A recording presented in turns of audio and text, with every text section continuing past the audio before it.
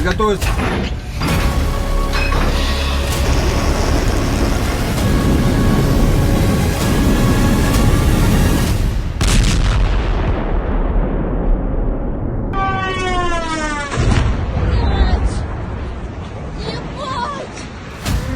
Ukraine पर दागी 40 मिसाइलें, ज़ेलेंस्की के सामने जीत की शर्त।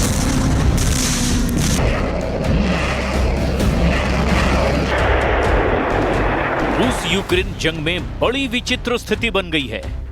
जंग में बार बार पैंतरे और बयान बदलने वाले राष्ट्रपति ट्रंप ने ज़ेलेंस्की के यूक्रेन को एक बार फिर से बुरी तरह से फंसा दिया है।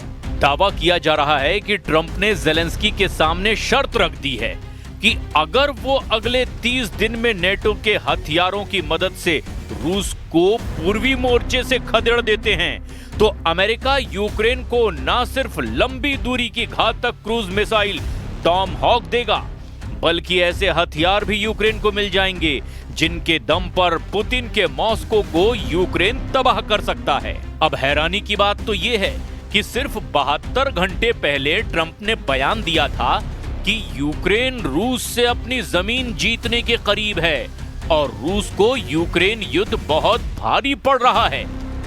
अगर हम पिछले 18 से 24 घंटे की बात करें तो रूसी सेना ने पूर्वी और पश्चिमी यूक्रेन पर हमलों की झड़ी लगा दी है। खबर है कि रूस ने रात भर यूक्रेन पर 12 घंटे तक खूनी हमले किए हैं, जिसमें रूस ने यूक्रेन के अलग अलग इलाकों पर 40 से ज्यादा मिसाइलें और 500 के करीब आत्मघाती ड्रोन से हमले किए। ऐसे हालात में सवाल उठ रहे हैं कि क्या रूस को कमजोर समझना ट्रंप की सबसे बड़ी भूल साबित होने जा रही है, क्योंकि ट्रंप ने लगभग 3 दिन पहले ही कहा था कि रूस सिर्फ कागजी शेर है। जंग के मैदान में रूसी सेना बुरी तरह से पिट रही है। तो चलिए हम आपको दिखाते हैं कि 3.5 साल से चल रही जंग में यूक्रेन में रूस की सेना ने कहां-कहां कोहराम मचाया है।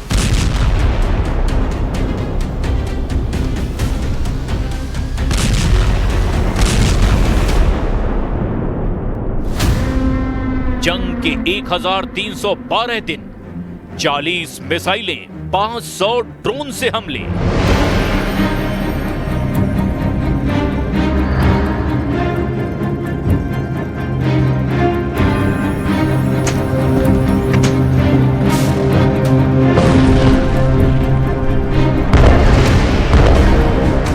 बारह घंटे तक रूसी सेना ने यूक्रेन की राजधानी कीव समेत 17 इलाकों पर बुरी तरह से हवाई हमले किए। हम आपको इस खबर की पूरी डिटेल बताएंगे, लेकिन पहले आप ये जान लीजिए कि एक हफ्ते में रूसी सेना ने यूक्रेन को कितना तगड़ा नुकसान पहुंचाया है।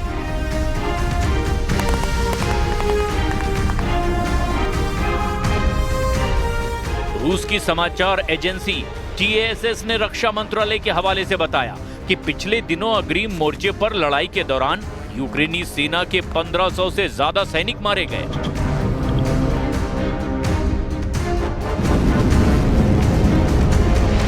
हालांकि यूक्रेन ने इस दावे की पुष्टि नहीं की। यूक्रेनी सशस्त्र बलों के जनरल स्टाफ ने इतना जरूर माना कि पिछले दिन रूस ने अनुमानित 1020 सैनिकों के साथ साथ 360 मानव रहित हवाई वाहनों और 36 तोपखाना प्रणालियों को भी खो दिया है।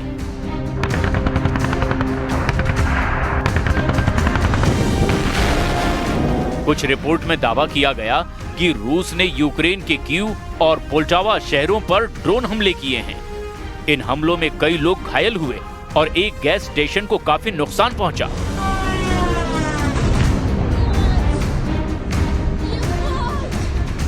इधर यूक्रेनी राष्ट्रपति व्लादिमीर ज़ेलेंस्की ने भी माना कि रूस ने सितंबर में अब तक यूक्रेन के खिलाफ 4000 से ज्यादा ड्रोन और लगभग 230 मिसाइलें दागी है।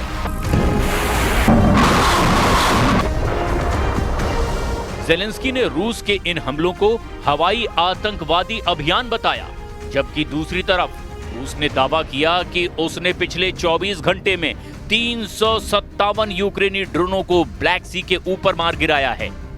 अब आप ये भी जान लीजिए कि रूस ने पिछले 12 घंटे में यूक्रेन में कहां-कहां और कितने हमले किए।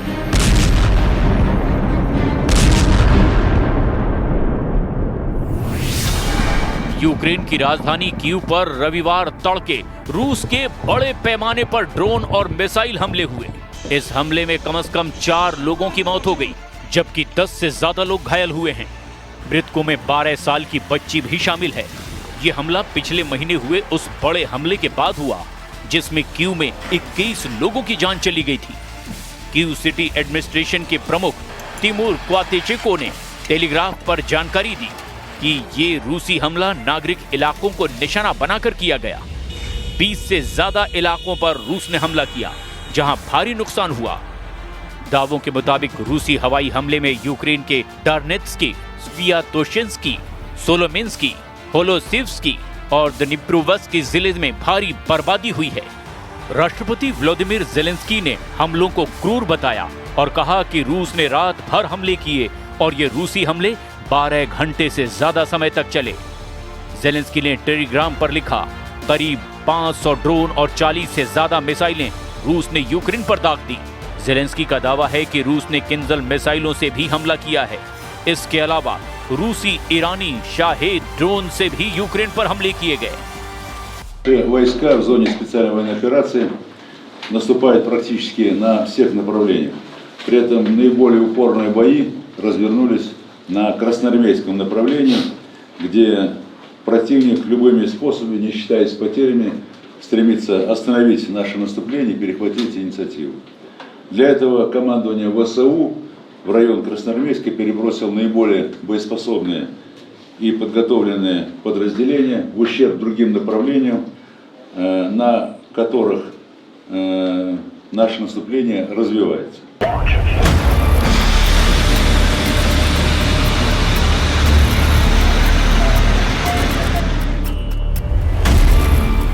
इधर खबरों में दावा किया गया कि यूक्रेन के राष्ट्रपति ज़ेलेंस्की ने अमेरिका के प्रेसिडेंट ट्रंप से अमेरिकी क्रूज मिसाइल टॉम हॉक की मांग की है। लेकिन खबर है कि ट्रंप ने ज़ेलेंस्की को अल्टीमेटम देते हुए कहा कि अगर 30 दिन में यूक्रेनी सेना पूर्वी मोर्चे से रूसी सेना को खदेड़ना शुरू कर देती है तो फिर यूक्रेन को अमेरिका टॉम हॉक मिसाइल देने पर विचार कर सकता है। ट्रंप ने ज़ेलेंस्की के सामने ऐसी शर्त रख दी है जिसे पूरा करना ज़ेलेंस्की के लिए जरा भी आसान नहीं है। पूर्वी यूक्रेन के लगभग 19% इलाके पर रूसी सेना का जबरदस्त कब्जा है। कुल मिलाकर रूस ने यूक्रेन के 27% इलाके को भयंकर हमलों के दम पर छीन लिया है। ऐसे में सवाल ये उठता है कि रूस ने जिस मोर्चे पर मजबूत पकड़ बना ली है उन मोर्चों को यूक्रेनी सेना क्या रूसी सेना से वापस छीन पाएगी? वॉर एक्सपर्ट साफ कहते हैं कि रूस ने जिन मोर्चों पर यूक्रेन में कब्जा किया है, जहां रूस ने 3 टायर सिस्टम का इस्तेमाल किया है, उसे तोड़ना अब यूक्रेनी सेना के बस की बात नहीं है। अगर यूक्रेनी सेना के साथ नेटो सेना और उनके घातक हथियार मिलकर रूसी सेना पर हमला करेंगे, तब भी पूर्वी यूक्रेन में यूक्रेनी सेना को बढ़त मिल पाएगी, ये कहना बहुत मुश्किल है।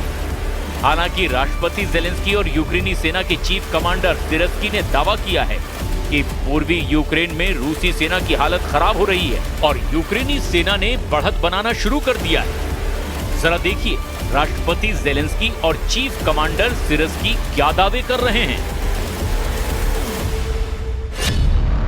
ज़ेलेंस्की का पूर्वी मोर्चे पर बड़ा दावा, पूर्वी यूक्रेन में हार रही है रूस की सेना।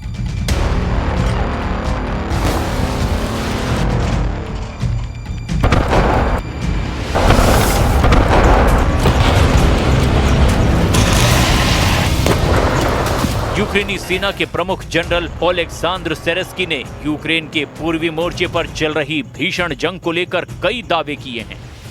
यूक्रेनी सेना के चीफ ओलेक्सांद्र सिरस्की का दावा है कि इस वक्त यूक्रेनी सेना और रूसी सेना 190 से लेकर 210 मोर्चों पर भीषण जंग कर रहे हैं, जबकि यूक्रेनी राष्ट्रपति व्लादिमीर ज़ेलेंस्की ने सोशल मीडिया प्लेटफॉर्म एक्स पर लिखा, रूसी सेना की हालत खराब है और वो यूक्रेन के सुमय, नोवोपावलिवका, पोक्रोवस्क और ज़ापोरेजिया में पिछड़ने लगे हैं। यूक्रेन के राष्ट्रपति व्लादिमीर ज़ेलेंस्की और शीर्ष सैन्य अधिकारियों ने कहा कि युद्ध के मोर्चे पर रूसी सेना की आक्रामकता कमजोर पड़ रही है। 2025 में उसे भारी नुकसान हुआ है। वहीं यूक्रेनी सेना के चीफ ओलेक्सांद्र सिरस्की ने कहा है कि उत्तर और उत्तर पूर्व में सुमे और खार्किव क्षेत्रों में एक बफर जोन बनाने, पोक्रोवास पर कब्जा करने और पूरे डोनेस्क क्षेत्र पर कब्जा करने की रूसी योजनाएं पूरी तरह से फेल हो गई हैं। अगस्त 2025 में डोब्रोपिलिया के पास में रूसी सफलता के बारे में बोलते हुए ओलेक्सांद्र सिरस्की ने कहा, यूक्रेन ने काजेनी टोरेट्स नदी के किनारे रूसी सेना को एक जाल में फंसा दिया। गर्मियों की शुरुआत से ही रूसी एक ऐसी रणनीति के साथ हमला कर रहे थे जिसे रूसियों ने ही 1000 कट कहा था।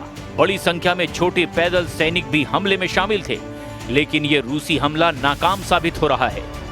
यूक्रेनी सेना के चीफ ओलेक्सांद्र सिरस्की का दावा है कि अब सक्रिय मोर्चे 1250 किलोमीटर में फैले हैं, जहां 7,12,000 से ज्यादा रूसी सैनिक यूक्रेनी सेना के साथ जंग कर रहे हैं। Соприкосновение свыше 700 тысяч человек находится. Поэтому среди этих людей надо выбирать. Надо выбирать тех, которые хотят и склонны именно к такому виду деятельности. Вот, я не говорю, что... Степени боевой готовности. Приготовить совместным действиям.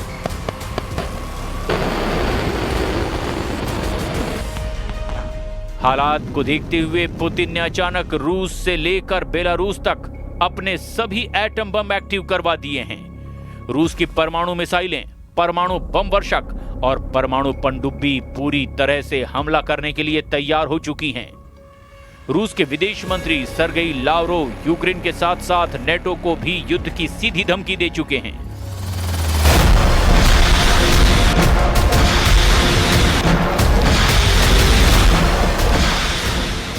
इधर यूक्रेन के राष्ट्रपति व्लादिमीर ज़ेलेंस्की ने अमेरिका के साथ 90 अरब डॉलर यानी लगभग 7.5 लाख करोड़ का बड़ा समझौता किया है, जिसमें हथियार खरीदने का बड़ा सौदा शामिल है।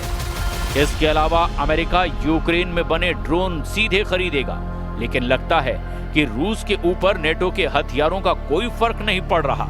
रूस के रक्षा मंत्रालय ने दावा किया कि उनके एयर डिफेंस सिस्टम ने 28 सितंबर को तड़के तक 41 यूक्रेनी ड्रोन मार गिराए। अब ऐसे हालात में ये जंग यूक्रेन ही नहीं रूस पर भी भारी पड़ सकती है। ये सवाल हर किसी को चौंका रहा है, क्योंकि ये पुतिन के सामने नामुमकिन जैसा लग रहा है।